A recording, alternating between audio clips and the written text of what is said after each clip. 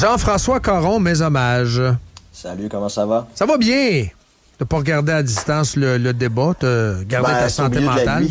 C'est au milieu de la nuit pour moi. Fait. Ouais, OK. Ben, t'es pas obligé de regarder les reprises. C'est ça que je voulais te dire. Si tu veux garder ta santé mentale, laisse ça de même. Là, tu veux me parler d'un sujet, et c'est rare, dont j'ai jamais entendu parler. J'ai pas entendu parler de cette affaire-là. Tu vas tomber en bas de ta chaise. Oui, mais je m'installe avec les deux pieds sur la bavette du poêle, mon ami. C'est ça. Écoute, c'est une histoire qui est extrêmement troublante, qu'aucun média québécois a évoquée, à l'exception de Libre Média, de Jérôme Blanchet-Gravel. Puis je trouve que c'est absolument pas normal que ça n'ait pas été le cas. Donc, je vous résume ça très rapidement. Oui. Le 12 avril, vous avez le sergent Peter Merrifield de la GRC et Paul McNamara, un détective retraité de Vancouver, qui ont publié une lettre adressée à Mark Carney.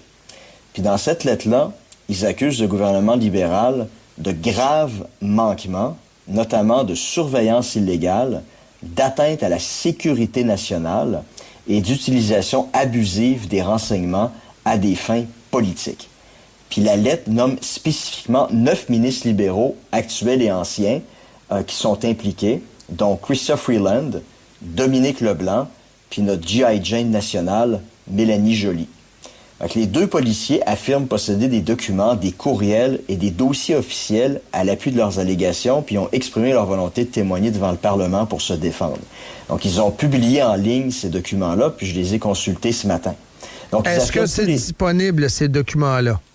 Ah oui, allez voir, ça circule sur les réseaux sociaux, cette histoire-là, puis le Google Drive, le lien est disponible. Tous les documents sont là, ça fait 11 pages.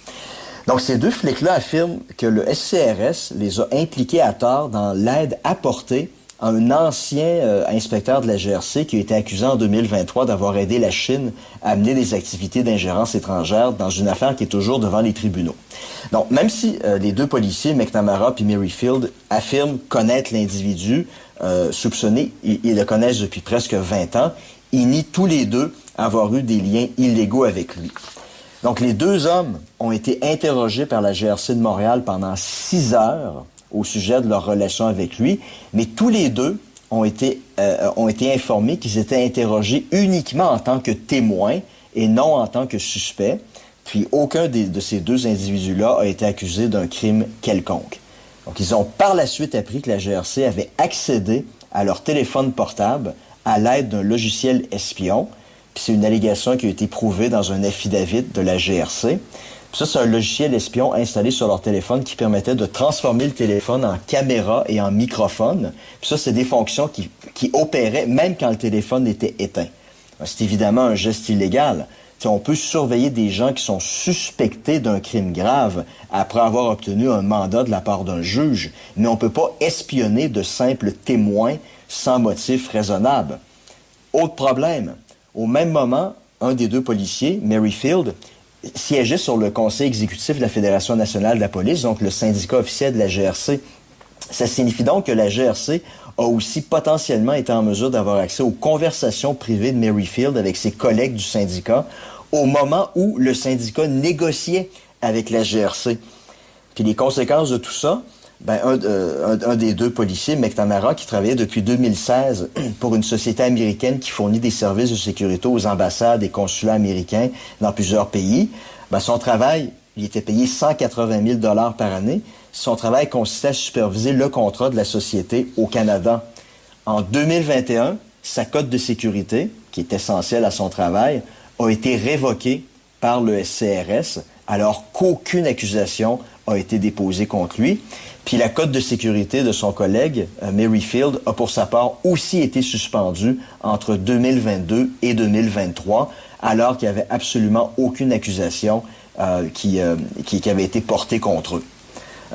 Puis ça, là, pour ces deux individus-là, le SCRS a poursuivi une enquête strictement politique qui visait à montrer que le SCRS adoptait une ligne dure à l'égard de l'ingérence étrangère en provenant de la Chine, puis a ratissé large, quitte à accuser des gens sans preuve et à les soumettre à une surveillance qui relève de la violation de la vie privée et de la Charte canadienne des droits et libertés.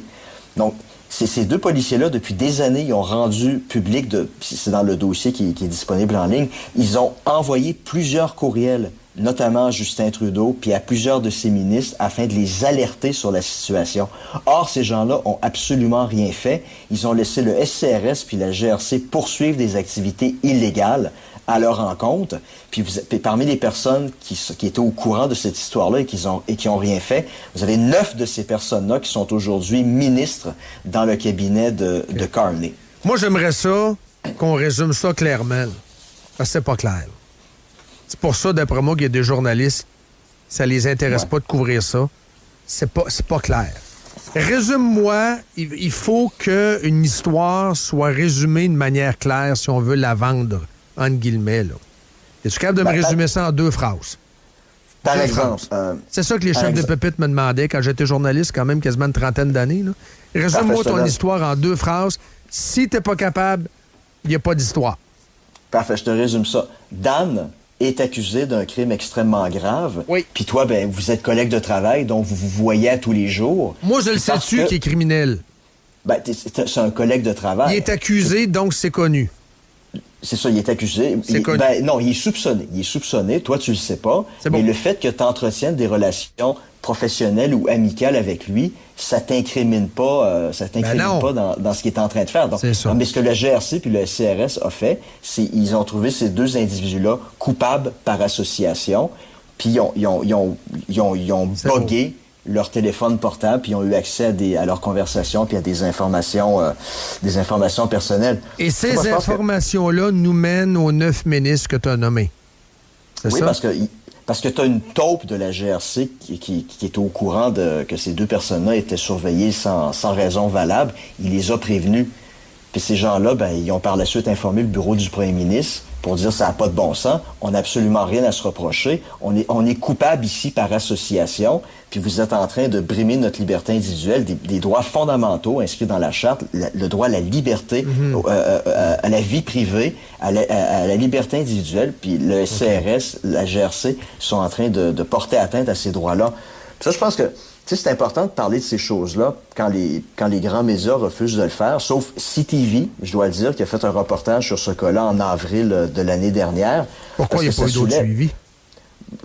L'histoire les intéressait pas, faut croire. Mais moi, je trouve, en fait, ça renvoie comme question. Ministres. Mélanie Joly a échoué à protéger les Canadiens voyageant en Chine et leurs proches à la suite de la publication non censurée de documents protégés.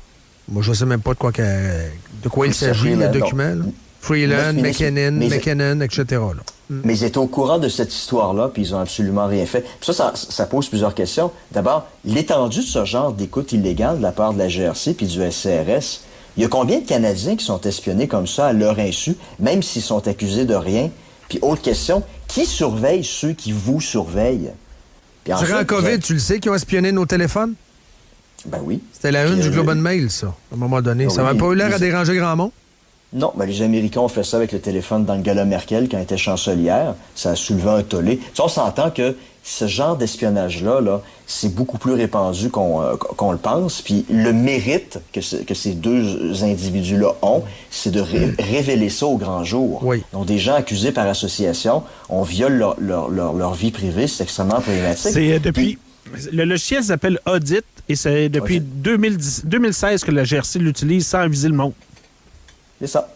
Puis, je veux dire, si là, mettons, t'es soupçonné d'être impliqué dans des activités criminelles de grande envergure, si les policiers ont des soupçons raisonnables, ils vont aller les présenter devant un juge, puis le juge va émettre un mandat qui va permettre aux flics de mettre ton téléphone sur écoute. Ça se fait dans le cadre de la loi, c'est normal. Mais là, ce qu'on se rend compte, c'est que le CRS puis la GRC, ils agissent à l'extérieur de la loi, puis ils sont en train de boguer des téléphones d'à peu près n'importe qui, sans raison valable. Puis ça soulève la question, il y a combien de Canadiens qui sont victimes de c'est de l'espionnage. Il y a combien de Canadiens qui sont victimes d'espionnage comme ça de la part de l'État. Puis ça, là, cette dérive de la GRC puis du SCRS, ça montre une chose extrêmement grave. C'est en marge de la loi. Eux autres, c'est comme un État dans un État, là, à ce moment-là. Là. C'est ça.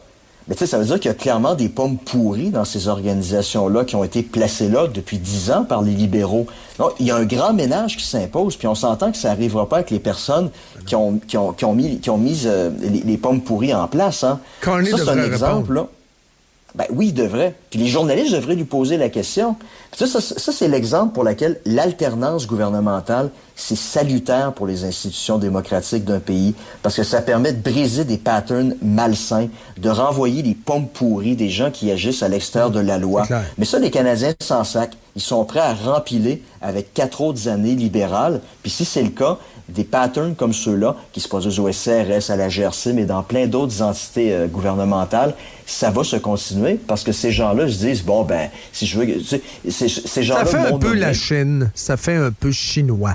C'est exactement le type de choses qu'on voit dans des régimes autoritaires ou totalitaires. Des gens qui n'ont rien à se reprocher, puis on les met sur écoute. Ça me rappelle le film La vie des autres, hein, un film dans les années 90, super bon film qui rappelle la Stasi en Europe de l'Est, en Allemagne de l'Est, qui montrait comment les citoyens normaux qui étaient soupçonnés de crimes plus ou moins imaginaires étaient surveillés par des gens qui étaient installés dans les greniers de leur appartement.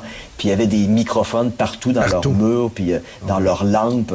C'est exactement la même chose. C'est illégal, c'est criminel, et c'est fait par les services de sécurité du Canada, puis la Gendarmerie royale du Canada. Pour moi, c'est un scandale, et c'est un scandale en soi, et ce qui est encore plus scandaleux, c'est qu'il n'y a aucun média qui en parle. Ça me dépasse. Moi, ça me dépasse pas, malheureusement. Moi, je suis un peu désabusé par rapport au Canada. Un gros merci. On doit se laisser, Jean-François. Ciao. Merci, bonne journée. Bye. Salut, bye.